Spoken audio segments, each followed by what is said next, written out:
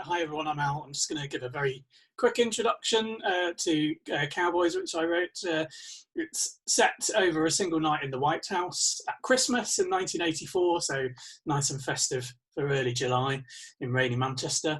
It's a fictionalised story with a lot of basis in truth about the relationship between film star Rock Hudson and his friendship with President Ronald Reagan, and explores why Reagan turned a blind eye to the AIDS pandemic, even though Rock Hudson died of AIDS in early 1985. So it's set about 6 months before his death.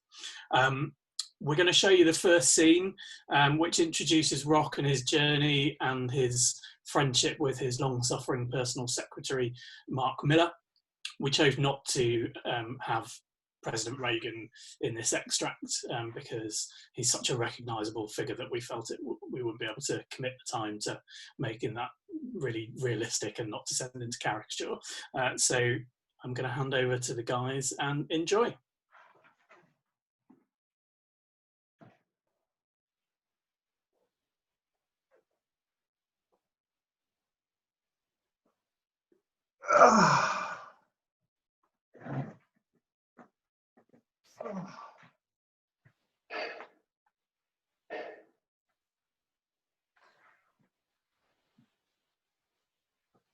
You know there's laws against that kind of thing in the White House. Against? Indecent exposure. Oh, indecent my ass. What's indecent is this itch. Everything's just so goddamn sore. You shouldn't. Scratch? Take your pants off. I can take my pants off at home, can I? Hell, I can sit around the pool all day with my dick hanging out if I want to. That's at home. This is the White House. Who's gonna stop me here? How about the 50 Secret Servicemen outside? They're itching too. Itching for a chance to liven up this party. Mark! It's Christmas. Christmas should be fabulous. Don't be like... Like what? Like that, like you. Who the fuck else am I gonna be? Well, you can say what you like about the Reagans. They know how to throw one hell of a party. Is that an invitation? An invitation to what? Say what I like about the Reagans. Mark, don't... Does it hurt? Yes. Where today? All over. Look, Mark, we talked about this. You're my secretary. You shouldn't have to do this. Secretary? Is that all I am to you? After 32 years as your friend? I think I've earned the right to do this. Well, then at least put some gloves on. Secretary. I don't want you catching this damn impetigo. You can be a real asshole. It spreads like bushfire. You know that. Let me see.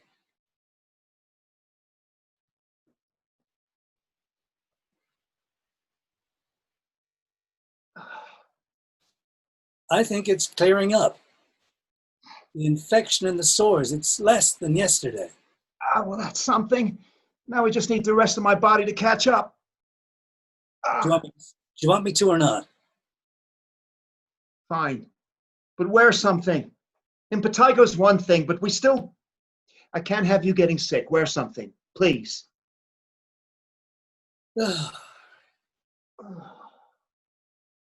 Even my balls itch. I'm not rubbing lotion on your balls. Spoil sport. Oh, that's good. That's real good.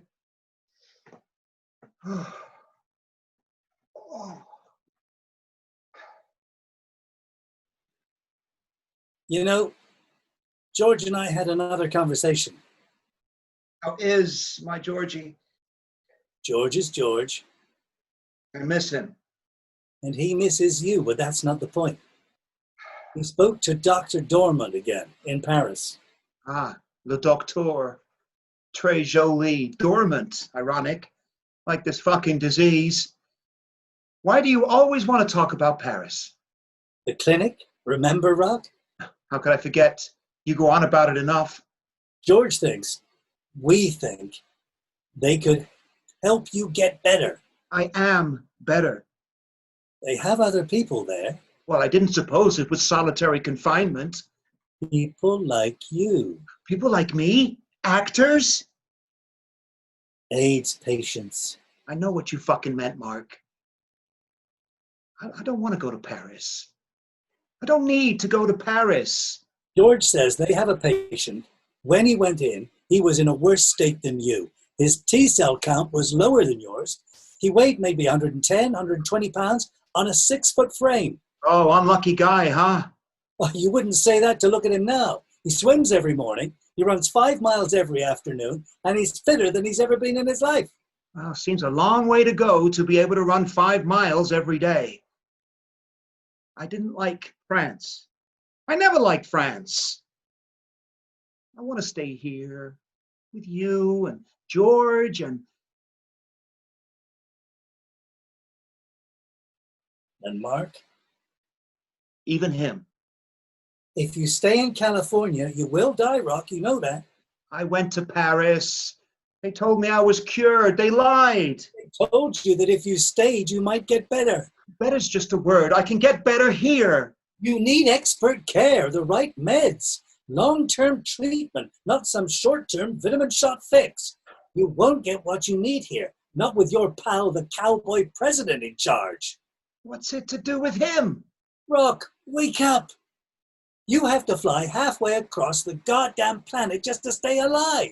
You think it's a coincidence the USA has the highest death rate from AIDS? Christ, you're so naive. You always have to bring politics into an argument.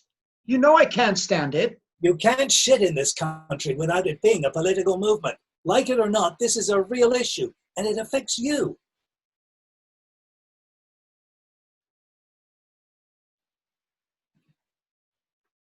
The silent treatment won't make the problem go away. No, but it might make you go away.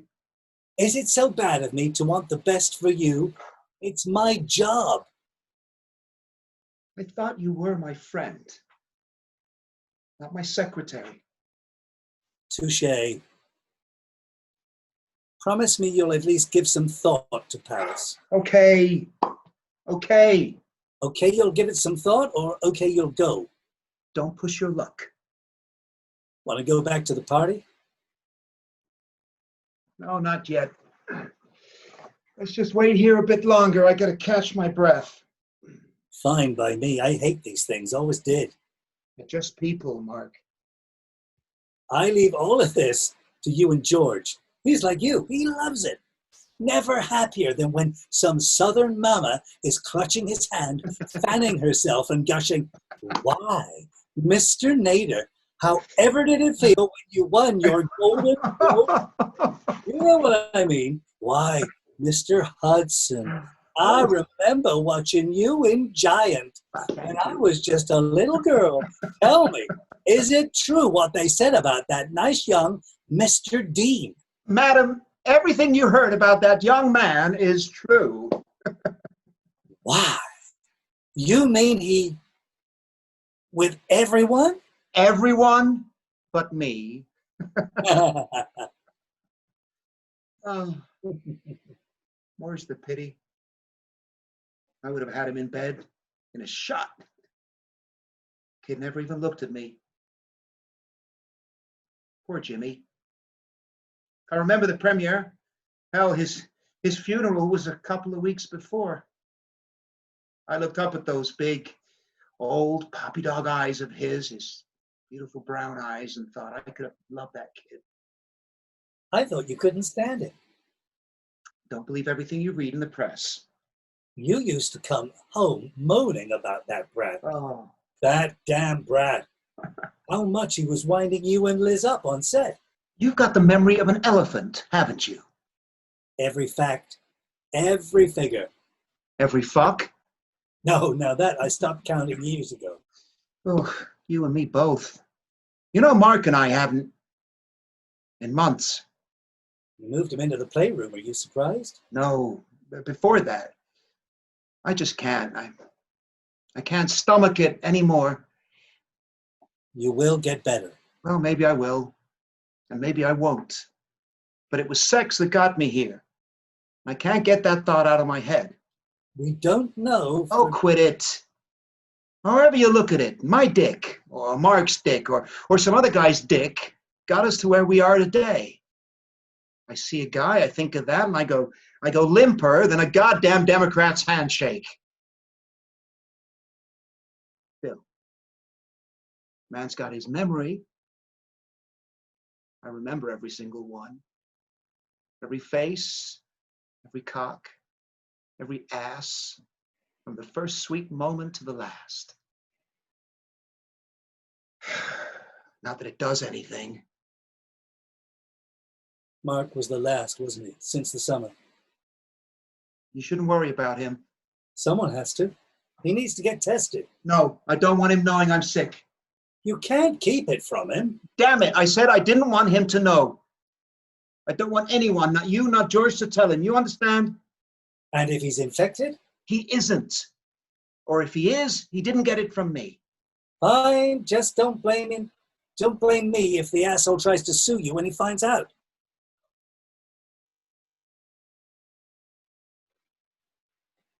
Are you mad? No, Don't be mad at Rocky. I'm not mad. Then give Rocky a kiss. Not here. Oh, you worried some Republican square is going to walk in and arrest us? Come on. Give me a kiss and say you're sorry. Those Republican squares have been eyeing you up all night. Jesus, there's so many closet homos in Reagan's government. It's a wonder they haven't repainted the Star-Spangled Banner and renamed it the Pink, White and Blue.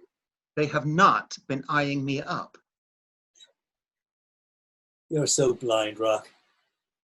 You've never needed to be aware. Men just fall at your feet. You put on the charm, smile, that fuck me smile of yours. Say, let's have some fun. And they're yours. I've seen it 100 times. Oh, I thought you'd stop counting. You make it look effortless. Well, ain't that half the fun? These young guys, they see me. They see Bick Benedict and James Langdon. They see the cowboy and think, geez, what would it be like to fuck him? Rock Hudson, the actor, not the man. So you wine them, you dine them, you shake their hand and listen to their stories. Or hell, you just watch them wave their dick in your face in some bathhouse. That's how Mark Christian came into my life and got my attention. And they love it. They love to be seen with Rock. The thrill of knowing something no one else knows, that at the end of the night, they're going to get the fuck of their lives. So you get them in the bedroom, you shut the door, you dim the lights, you slip out of your pants and nothing. 9 times out of 10, not even a rise, because the thrill of the illusion is gone, you see. It's just flesh and mouth and cock and cum, and so very real that it doesn't do anything for them anymore. You remember Rita Hayworth? That whole they go to bed with Gilda shtick? Well, the boys I go with want to fuck Rock Hudson. But Roy Harold Schreier Jr. just doesn't do it for them, and it's Roy Harold Schreier Jr. that's standing there wishing. You have to admire the perseverance. Lesser mortals would have stopped trying years ago. Well, I would, but it's just so much goddamn fun. Well, it was before. Well, besides, the 1 in 10 that does make the cut, well, boy, that alone makes it all worthwhile. Like Mark Christian. I know you never liked him, but Mark he is good for me. After Tom, after everything that happened, he gave me something none of the others ever did. He gave me love. Tom loved you. Tom was devoted to you. Maybe. Mark's love is unconditional. I liked Tom. We all did. So did I. That's why we had to let him go. Do we have to talk about Tom? It seems like all we ever do is talk about Tom. You brought him up. Well, tell me about George. How's my George? Lonely, stuck out there in the desert on his own. It's no wonder. We don't see each other half as much as I'd like. But then you don't pay me half as much as I'd like, so I see him when I can. Well, he's always welcome to the castle. Sure, this year maybe. You change your mind so often, Rock. It's hard to keep up. It's why you moved out of to the damn ranch in the first place, when you decided you didn't want him around anymore. I didn't like the way he sided with Tom. What else was I meant to do? We made up, didn't we? Yes. And we're good now, the three of us, aren't we? Yes. Yes, so don't make a problem where there isn't one. If you want to go and see George, you can, anytime you want. I'm not stopping you. I can't.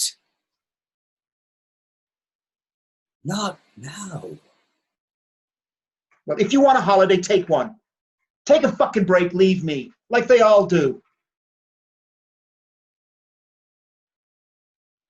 You should go back out to the party.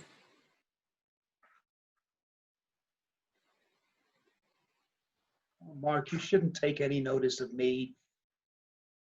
You know I love you. And I appreciate everything you do for me. Always have, kiddo. I'm just worried about you, about George, about all of us. Well, you don't need to worry about me. Don't I? No. And that's an odd order. Now, come on, why don't you go and find us some drinks? I could kill for a nice cold beer. My mouth is so dry. Just teeth rattling around like a nickels in a jar. The doctor said. Yes, and I said, why don't you go and get me a beer? I'm not going to ask you twice. Fine, I'll get you a goddamn beer. I'll phone George, too. Maybe when we get home, he can come and talk some sense into you. Well, you do that. And Mark, loosen up a little. You're in the White House. It's Christmas. You would think someone had died.